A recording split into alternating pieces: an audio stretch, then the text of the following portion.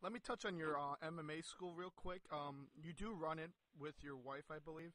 How tough or easy is it teaching MMA to students? Well, teaching, I teach Brazilian Jiu-Jitsu in my school. I don't teach them how to get into a cage and beat people up. That comes with being a great student. That comes with training. People think that because they go to a jiu-jitsu school and they go to the MMA schools, I can tell you 100 horror stories of people going to a MMA school and going into fighting, and emails that I get from people that, I'm going to start fighting next week. What's your suggestion? My suggestion is to go as slow as possible, go to other schools, and try out one of their classes. Because at the end of the day, you know if you're good, and you know if you're a lunatic. You know what I mean? Yep. And if you think you're a lunatic and you think you're good, go to somebody's school like a Pellegrino MMA, a Florian mixed martial arts, a Bill Scott's Jiu-Jitsu, a Henzo Gracie school, Marcelo Garcia school.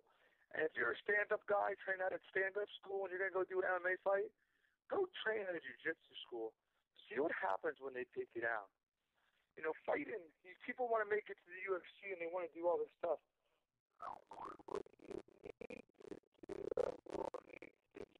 Calm down.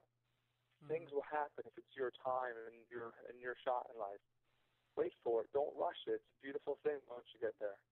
And I believe everyone can make it there. You just got to get with the right people. You got to know how to wrestle. You got to learn how to box, and you got to learn how to defend yourself. You can do all those things, you're good to go. Gotcha. It's rumored that you'll be fighting George Sturiopoulos at 116. How do you feel about that matchup? Well, the rumor, it is a rumor. Everyone on Twitter is like, you're fighting George Sturiopoulos. I know him as George Snuffleupagus is what I know him as. And I did not sign no paper for saying that I'm fighting him. So right now I'm not fighting anyone, really. But I like the fight, sure. If the fight's given to me, he's ranked third in the world or in the UFC, and I'll take it. But whether or not I'm fighting him, I honestly, the first reporter to ask me, and I have to tell you the truth, I've never signed anything. I just signed a new contract. I never signed to fight anyone. I want to fight someone. I can't wait to see who it is. If it's George, that's a heck of a fight. But whether or not I'm fighting George, I honestly don't know. If you know something I do, let me know. Definitely. You said you recently signed a new contract. Please put that on the record, too. Could you put that on the record that I'm not scheduled to fight anyone right now? Oh, I definitely will put that on the record for sure.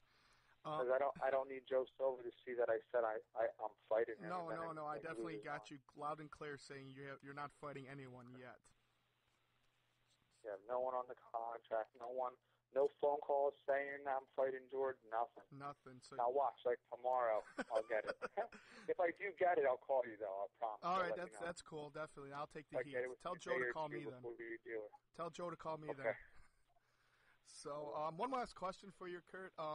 You're on Twitter like all the time, and you love your fans, obviously. So, what do you think about Twitter and UFC and the media regarding Twitter and the fighters interacting with fans?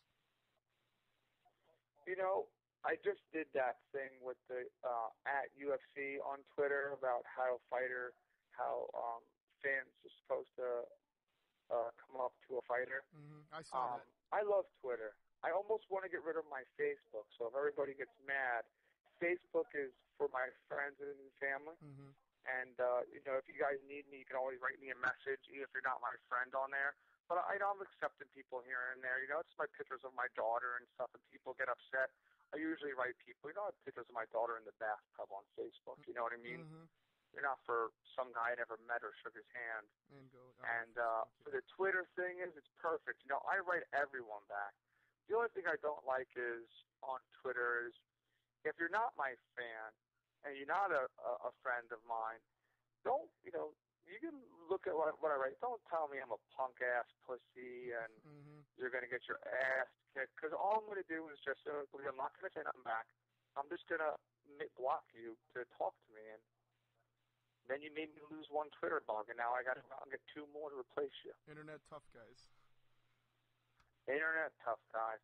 That's the only thing. And even some of the stuff was pretty funny. Like one guy said he wanted to kick my ass. And I said, come to my school and we'll play some jiu-jitsu.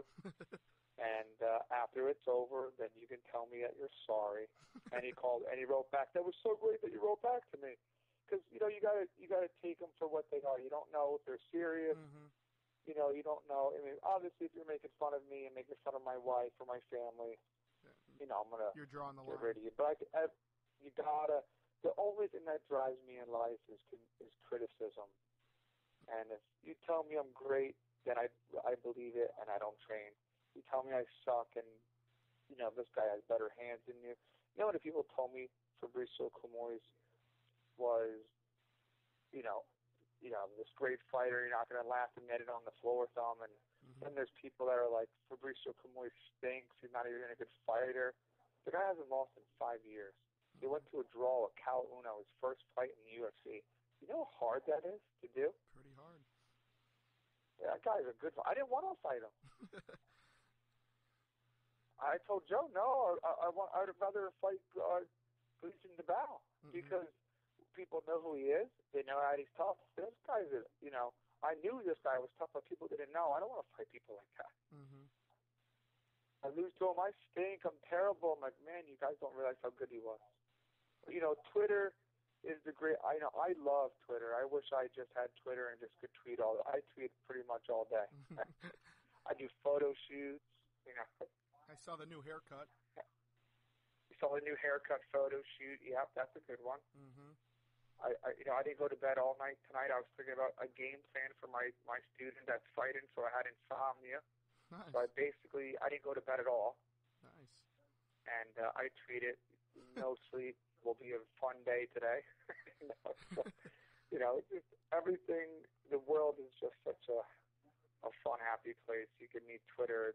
I spell words wrong. People ask if I'm like retarded. I'm like, well, technically, I have like a third grade reading level. So yeah, that's what you want to call. I fight for a living. So I'm not the brightest. I'm not the sharpest knife in the box there, but.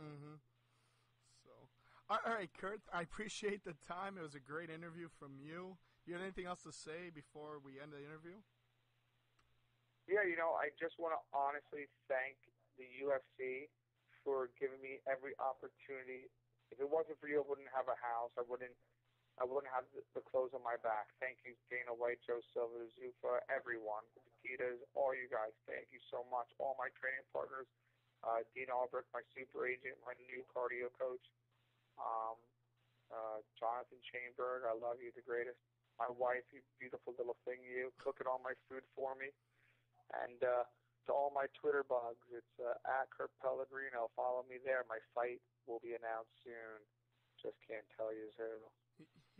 Let me confirm, he hasn't fought anybody. He hasn't signed any contract yet. I haven't even went over names. I just know I'm fighting soon. Fighting soon. All right, Kurt. I want to fight. Get me a fight, fans. Fans, get me a fight. We'll start a Twitter little tweet contest and get you some names, and we'll send it to Joe and Dana White. Yeah, at the UFC. Tell them you want me to fight. Let's do it. Don't make it who don't I want to fight? Let's see. Brock Lesnar. Wow. Yeah. Yeah. Anyone but him. Anyone but him.